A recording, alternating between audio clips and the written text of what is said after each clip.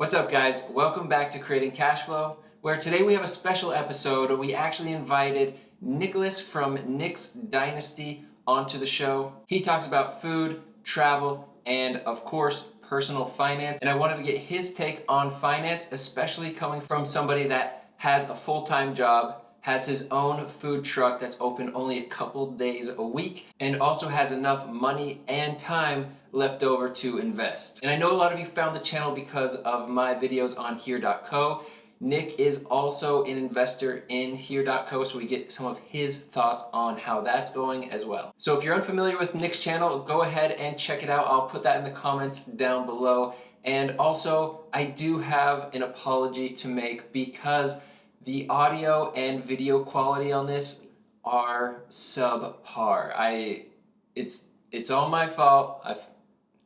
I'm not happy about it, but the content is still really good. So if you want to just podcast it, listen to it, you'll see the video. But unfortunately, it's not great.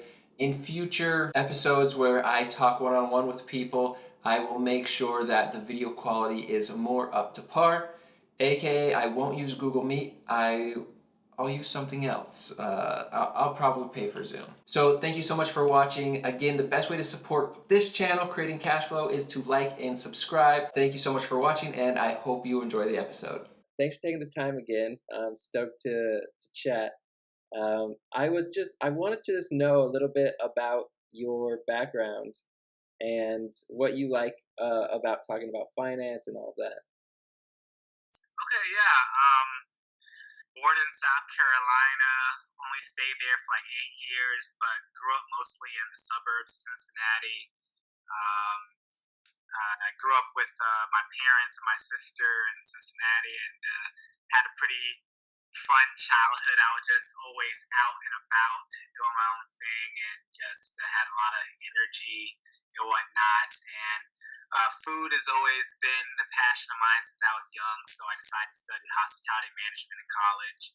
Um, so I went to the University of Missouri, left in 2016, and while I was in college, my friend told me about the app Acorns, and he was like, you can invest and round up with every purchase. I'm like, oh, that sounds interesting. And I was like, investing, it seems like you put money in the market, and just for it sitting there, and it grows over time. I'm like, all right, cool. So that was kind of my start in investing. But growing up, I was always a saver. I always wanted to save, to get things, save to get this. I didn't really want to go to Wendy's here, go to Chipotle here. I always wanted to save for a specific thing. So I wasn't really big into spending money at a young age. And then in college as well, my mom recommended the book Millionaire Next Door, and that kind of just gave me the mindset of like what wealth is, how investing should look like for the long term, and that kind of just sparked my interest of wanting to amass and just get my money in the market. Yeah, hey, that's actually funny about the Acorns. I have a follow-up question about that because I got into Acorns when I was in college as well. And I put in like $50, which at the time felt like a significant investment. And then, it takes that average or whatever and just keeps putting more money in Acorns. Anyway, I forgot about that account until, I don't know, a year ago. And I looked and there was like $8 in it. So it completely crumbled. Do you have the same experience? No, I don't have the same experience. I kind of like, someone was telling me, like, if you don't have at least like $3,000 in there, it doesn't really make mathematical sense because the $5 or whatever the monthly fee was, it gets eaten out.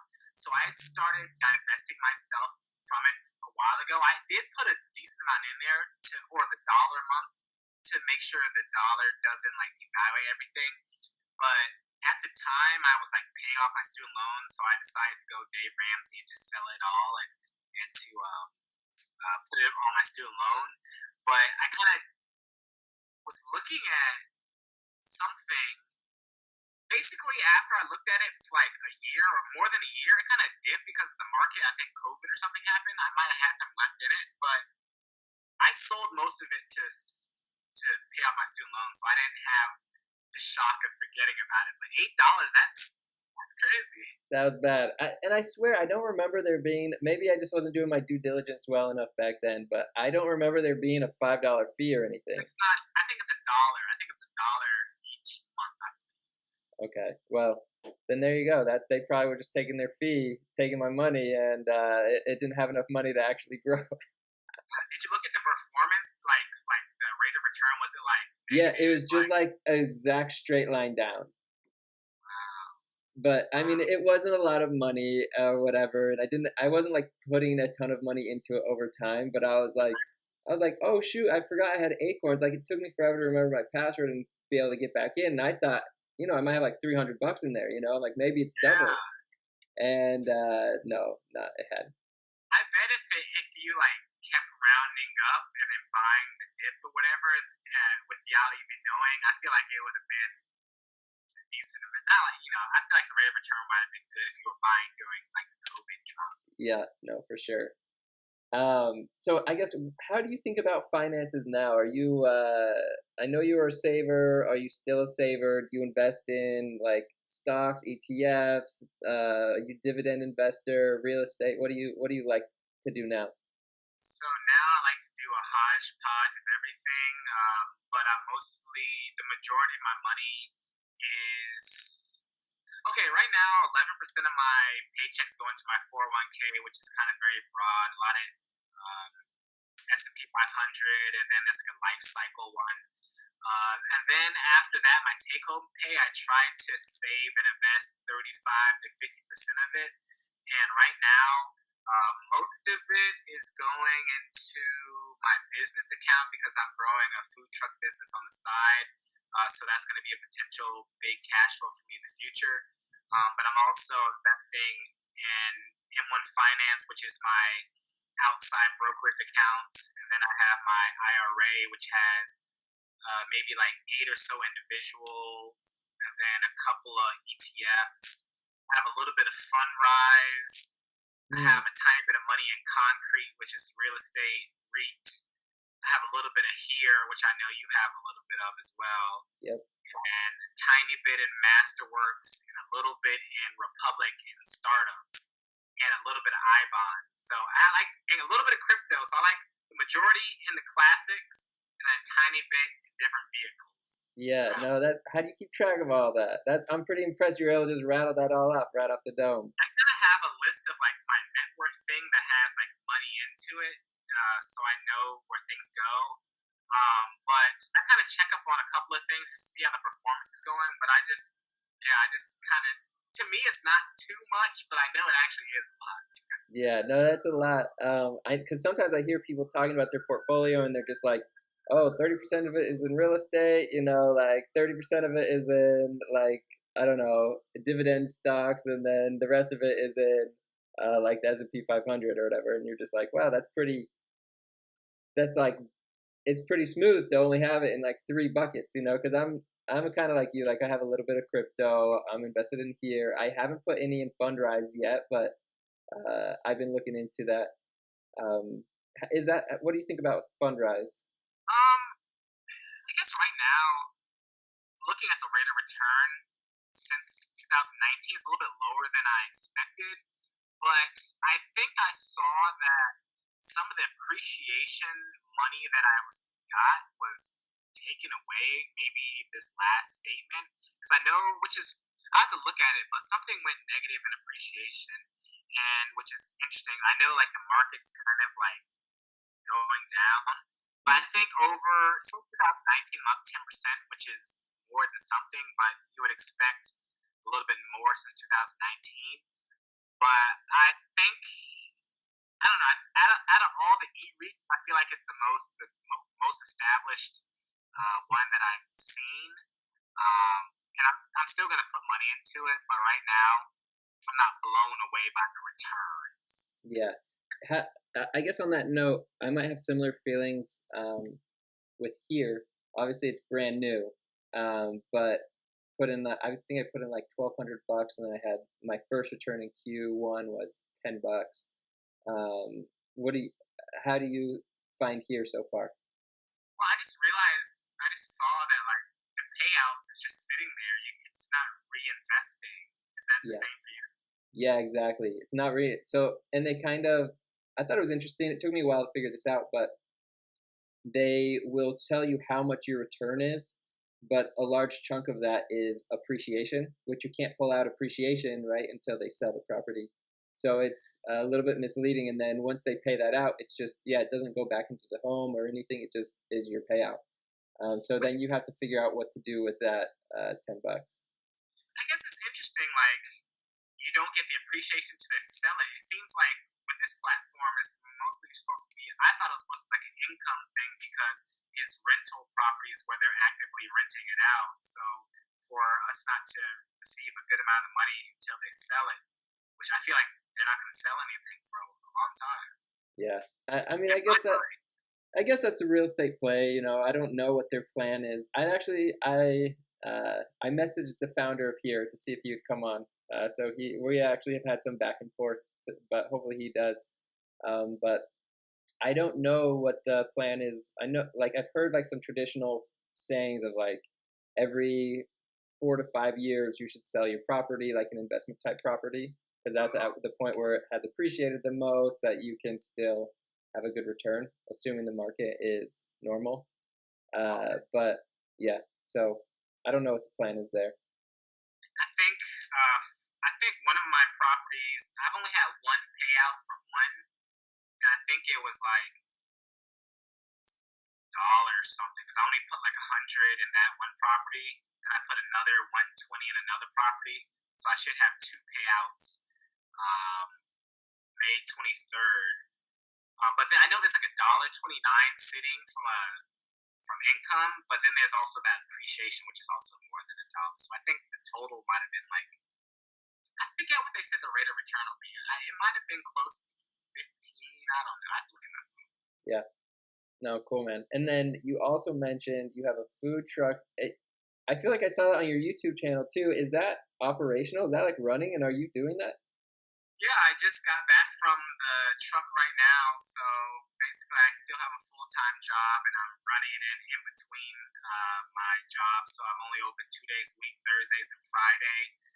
Last month was my first operational profit, which was not that much, but this is kind of like the beginning stages of it, trying to get a customer base, get a following, do the marketing to draw people in, to have like proof of concept of like it growing. So each month the income has been growing, but we're at the very beginning and have a long way to go to attract more customers. That's pretty good though, man. Only open 2 days a week, and you're turning a profit. It's that's kind of like the thing that I want. I want to do something that was kind of like expense lean. So like I used to operate in in a commissary kitchen, which I had to pay per hour, which added up to be a lot. So I decided to put that money into the food trailer where I own my own kitchen, and I only have to pay. I did take out a small business loan for it, and I'm paying that off. But I went from paying like maybe over $1,200 for kitchen time to only paying $500 to rent a spot with electricity. And other than that, I just have to pay for food and propane, also my ordering system. So basically, only one person can run it, but I'm trying to scale it to a point where I have an employee doing it for me, and I can focus more on my main job and then also buy another one. So, Dang, wow. Okay, so you have a full time. What do you do for your full time job? so I'm a flight attendant for a major airline, and I'm based out of Detroit, but I live in Ohio. Wow. Okay, so full time gig, flight attendant, food truck, 2 days a week, and you have your YouTube and all of your investments. And you made time for me, so I appreciate it, man. That's awesome. So I guess what advice would you have? I think it's pretty unique, like the food truck. I didn't expect the conversation to go this direction, but what advice would you have to someone's trying to get into the food truck business? Uh, I guess have your costs nailed down, um, have your measurements and stuff, your standardized measurements laid down. But I'd say start like your social media accounts first, kind of get a following, show like the food that you plan on bringing in, and then like as soon as you also like my trailer had like some problems with it. So like if you can like do your due diligence and like really check things over. Mine was built in Florida, and I got it brand new. So I'm like, I was expecting everything to be a okay, but lo and behold, I had to put more money into it. But yeah, make sure the truck is solid. That you don't have to put too much money into it. Make sure you know your regulations on what the trailer needs, and then from there, I would like as soon as you can, just immediately start making money. Probably the best. I would try to do like a hybrid of like staying in one location and like being a part of the neighborhood, and also going to events. So maybe like trying to maybe go to office building at least 1 or 2 times a week, and then the rest of the time staying in one spot. That works pretty well in Columbus, being in one spot. But like the marketing is kind of the biggest thing, like being in a visible place where people see it, and yeah, just keeping your expenses low, but starting as soon as you can, and getting that cash flow in, because it's not cheap. Because the thing is, like, if you start like a landscaping job to make money, like you're not really sitting on inventory that expires or anything. You have your lawnmower and gas that you have, but it's not like spoiling. But with food trucks, you kind of like need to. You're sitting on inventory that costs money that doesn't last a long time, and if sometimes you don't get the customers, so it's just like getting eyes on you as soon as you can. Yeah. No. Wow. That's cool. And then I'm curious because I actually had this idea where I was like, I would love to start a candy shop in my neighborhood in New York City. There's nothing like right by me. There's a great candy shop on the Lower East Side, but it's hard to get to. So I was like, oh, I'd love to do that. But the current economy right now is kind of crazy. And I'm just curious how you made the decision to move forward or how you think about investing, especially with the economy and the unknown future. Yeah, when we talk about the economy, I get it's very interesting because I don't really feel much of any problems with the economy in my life, just because my expenses are so low and I've kept it so low, and I also live in the Midwest where things don't cost that much. So I've never like signed a lease or whatever. I went from college living in the dorms to like like taking over my friend's apartment for the summer semester.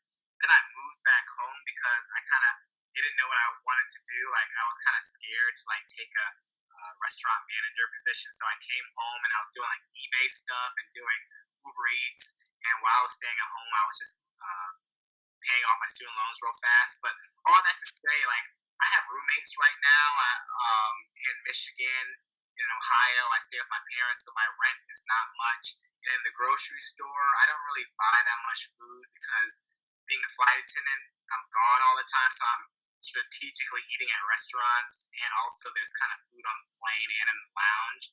So my cost of living is not really. I'm not really feeling too much as far as like gas and all that because I don't drive that much. But I'm looking at share prices to see them go down and wanting to buy them more and more.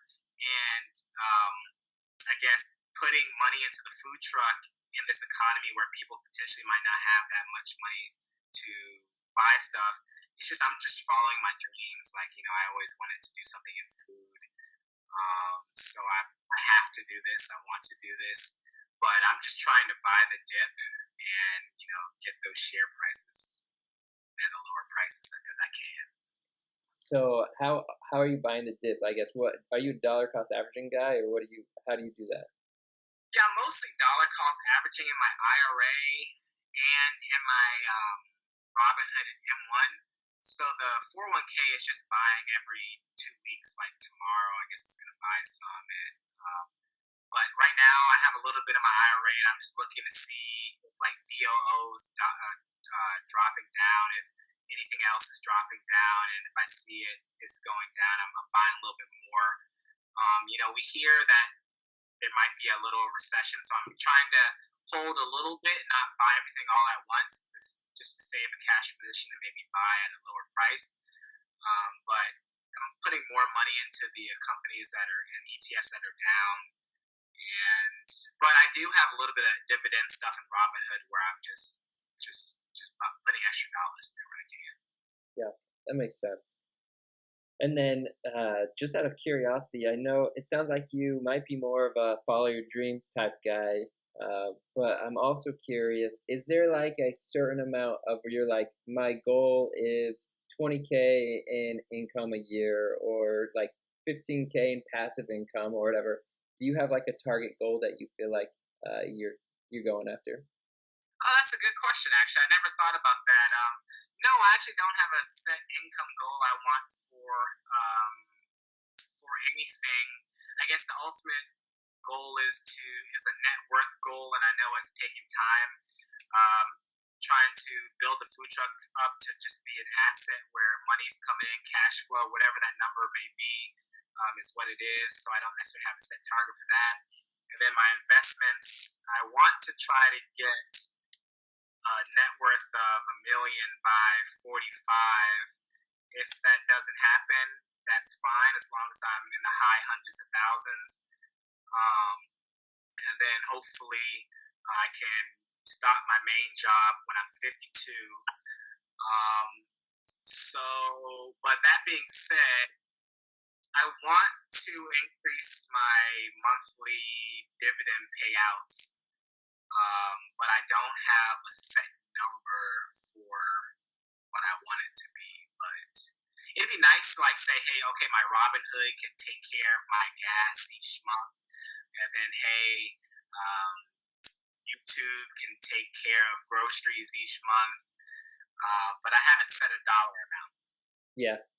No, I used to be like a net worth guy, like big into like how much money I wanted to be worth at specific ages, and so far I've missed all my goals. But I also then realized like I'm like, well, I'm not upset that I've missed my goals because I want to hit like I want to do fun things throughout, and like I don't want to miss out on life chasing like just a dollar, you know. So it's like okay, that's when I started shifting my mindset away from the net worth and more about uh, just like income, I guess, like to a degree, passive income or just like supportive income that can, support a fun lifestyle that I want to be living, because like we're only young for so long. Hopefully, we stay young for a long time. But that's where my mind started shifting away from uh, how much I could be worth to just making a certain amount per month that can support a really really good lifestyle that's it's exciting. I could raise a family on, I can live in a safe and nice neighborhood, that and I'm big on food too. I want to be able to go eat at amazing restaurants. Like when I travel now, that's it. We almost travel specifically around food and restaurants. We're like, okay, we want to go here because we want to eat this or that or whatever. So kind of fun. Yeah. I love that. That's really good because like I do want to make more money, um, but I just don't have. I can't quantify like how much I want to make each year. It's just all about. I guess yeah. I guess I'm just all about the assets and how much I have. But I'm trying to. It would be nice to sit down and think like, okay, how much do you want to make each year, and in turn, what will you do with that? I mean, of course, you're gonna invest and save, but like, what type of lifestyle you want to live? Like, I want to move to DC. That's my goal to do in the next couple of years. But I'm not like setting an income goal of myself to sustain that. Like, what would it look like? I'm just like, okay, I'll do it, move, and make it work with the budget. But Yeah. income, it'd be interesting to kind of No, set that goal as well. no, it's interesting because the thing that I found is life is cheaper than you think. Like a lot of times, I think like I used to think, oh, you need tens of millions of dollars to live a certain type of lifestyle, and there is truth to that. But also, you can go through and say, hey, what car do I want to drive? What car does my wife want to drive? Like, what neighborhood do I want to live in? Like, you can go look up all the prices right now, and like, how often do I want to be eating out? Like, and you can get a pretty close estimate of how much does this cost. And rather than thinking, oh, this is, I need $10 million to live this type of lifestyle, you can start thinking about it in, I need to make like 40, $50,000 a month, which maybe that feels worse to some people. To me, that felt better, where it wasn't like this huge, huge number outside of me trying to add up all of my assets to say this is $10 million, but rather trying to support like just the cost of what the things I actually wanted. True. I like that. Anyway, it worked for me. Well, it's working for me, and that's one of the things too that I wanted to start the YouTube channel, because it's just like it's an alternative form of income. Once you get there, and it's also, I don't know, like I'm not a personal finance guru. I don't know stuff. Like I just want to learn. So I love like I want to talk to people and learn. Hear what they know. I guess with that, do you have any? You mentioned Millionaire Next Door, but do you have any other books that you like that you recommend? Um, I like Total Money Makeover for people to get out of debt. I don't think it's necessarily a great book for like wealth building, but I do think people, I guess most people aren't in the best financial situation. I feel like Total Money Makeover can be a good start for people as far as their first three baby steps. Other than that, I did read the 10x rule, and I guess most of what I've really taken for that is kind of like pushing harder for a little bit longer, and set your goals higher and higher. So you working this hard to reach that hard goal will get you. If you don't make it, you'll be in a still really good spot. So I think that could be a good motivator. But recently, I haven't read any books in the last couple of years. It's basically I read Billionaire Next Door, Total Money Makeover, 10x Rule, and Rich Dad Poor Dad. And Rich Dad Poor Dad, I mean, it was a good mindset book, but I don't really remember too much. But I remember taking a couple of pieces from it at the time. But other than that, I've just been watching like a little bit of Minority Mindset. I used to watch Grant Stephan, but I really like the Money Guy. Money Guy. Those guys, I feel like have a great solid plan to do what all you need with money. Yeah, I actually don't know the Money Guy, so I'm gonna have to go check them out. They're really good. Okay, cool. What else? Is that where you start your due diligence, and kind of like what goes into you doing your due diligence before you go and invest? Yeah, great question. I need to do more research. I feel like on knowing like it's definitely for individual stocks, like what's like a healthy company, like cash on hand, revenue coming in, or whatever the things that people say, earnings per share. I feel like I need to learn more of that. Right now, I'm kind of like picking individual stocks the company that I feel that I just care about, like Hyatt hotels. I'm a Hyatt loyalist. I stay at a lot of Hyatt hotels, and I see a lot of positive things about people who stay at Hyatts. So that's one of the stocks where I kind of have stuff in. Um, we know S&P 500. We hear time and time again is a safe bet to put your money in. So that's kind of the main thing that I'm doing. But I also know there's different sectors out there bringing in money, whether it be energy or whatever. So if there's like a sector I want to put money in, I just go Google like energy ETF, look at like Motley Fool or Searching Alpha and see what they say about it. And then I put a little bit of money in it, not a lot, and then see how it performs. But there's definitely more research that I can do. But it's kind of like what I hear, like, and see and read, is it rated well? CNBC, Motley Fool, Seeking Alpha, and the other YouTubers. But I could definitely learn more about the technicals. Yeah, no, I feel the same way. But I love what you said about looking for companies that you love. I'm a big Hyatt loyalist too, actually. Yeah. So uh, I went to a stock investing seminar a while back, and that's what one of the guys said. He's like, "Don't invest in companies you don't know. Like, find companies that you know and you love, and you understand the business concept behind it, and then and you believe that there's growth and all of that there." And those are some surefire companies to invest in. So, how is Hyatt doing? I know I can look it up, but how has that been? My position in Heights, it's up. It's up double digits, and I wish I had put more in at the time. But like my M1 finance, my individual, I'm not putting as much as I want into it. So like, um, it's just dollars in each company. It depends, but yeah, it's up. Yeah, no, that's awesome, man. Well, what else? I guess what else is on your brain if you were to give like parting advice to anyone that wants to get started in investing? What would you say? Yeah, always make sure your life is covered. Make sure that you know you can take care of your bills, and then you know your numbers. Then just increase how much you put in the market as much as you can. Like eat out less, and for right now, invest more. So try to set a target percentage. Like I said, I have a target percentage of 35 to 50% of my take home income to save and invest.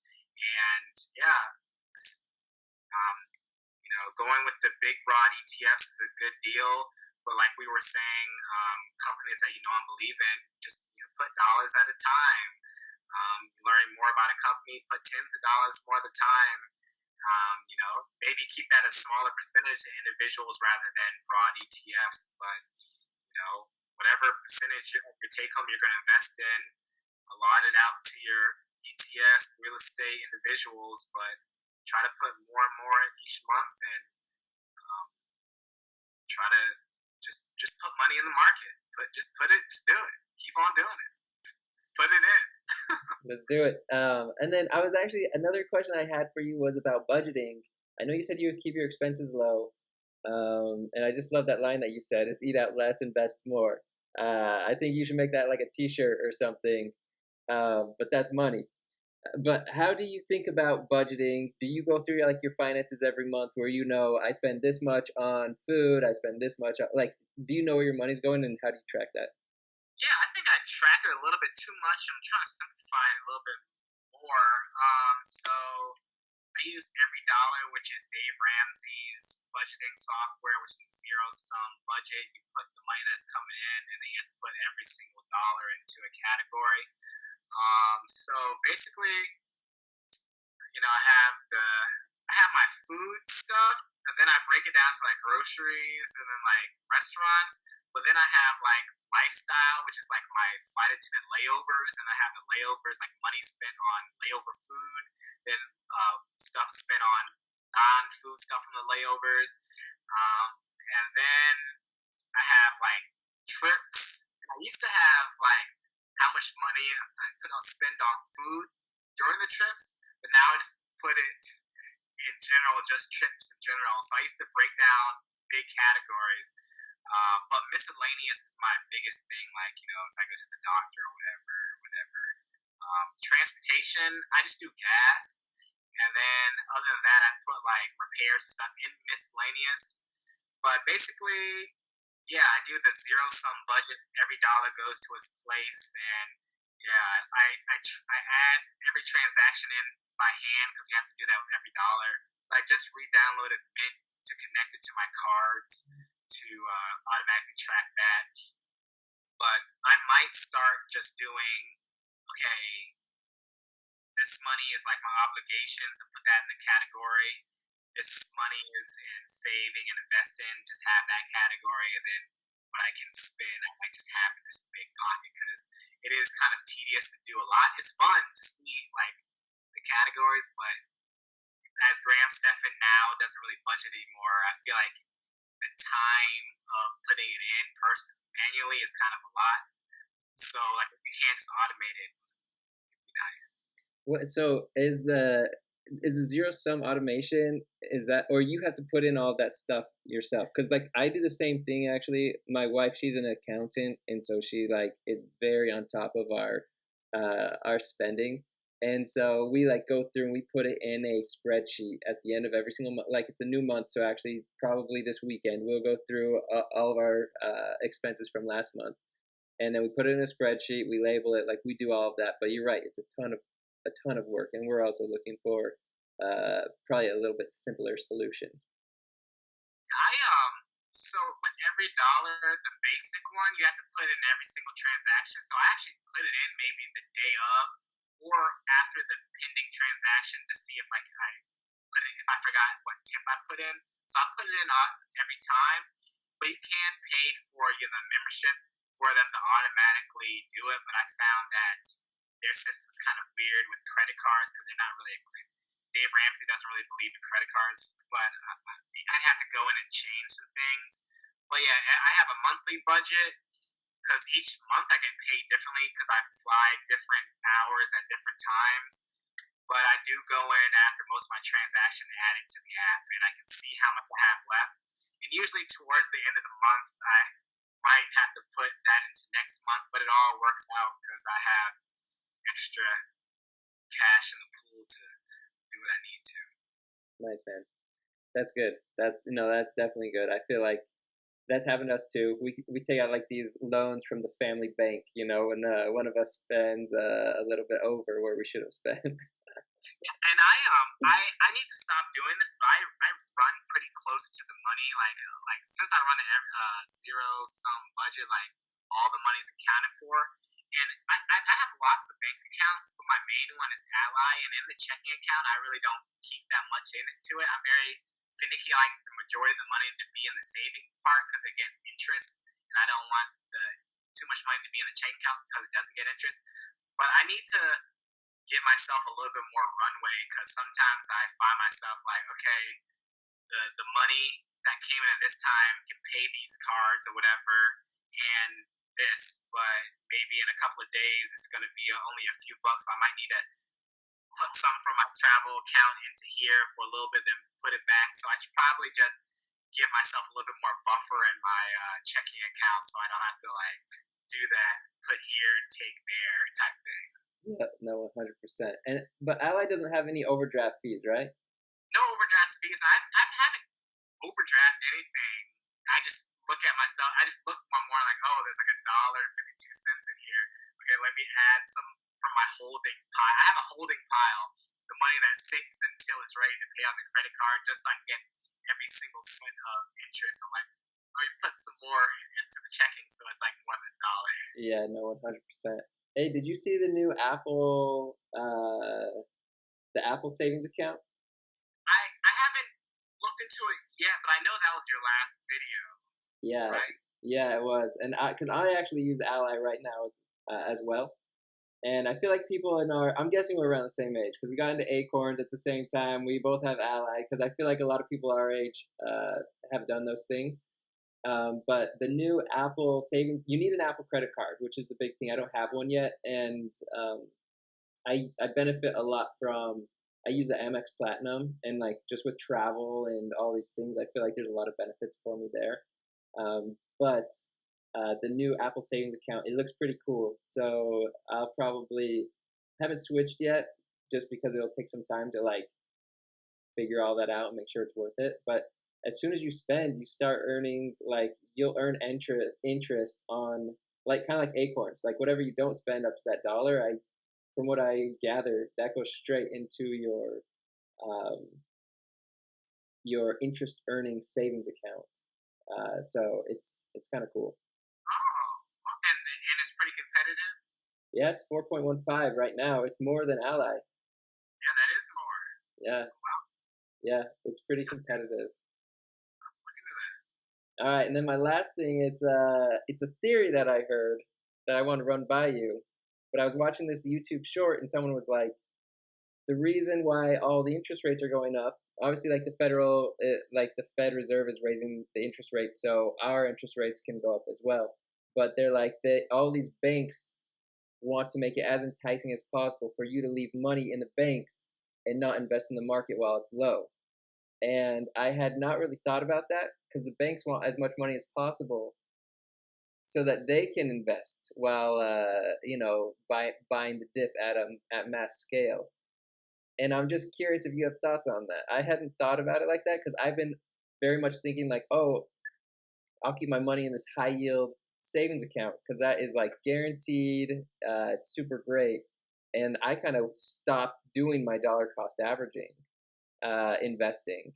And then when I just heard that, and he's the first, I don't even remember who it was, but it was the first time I had heard that take. And I was like, that's probably a good point.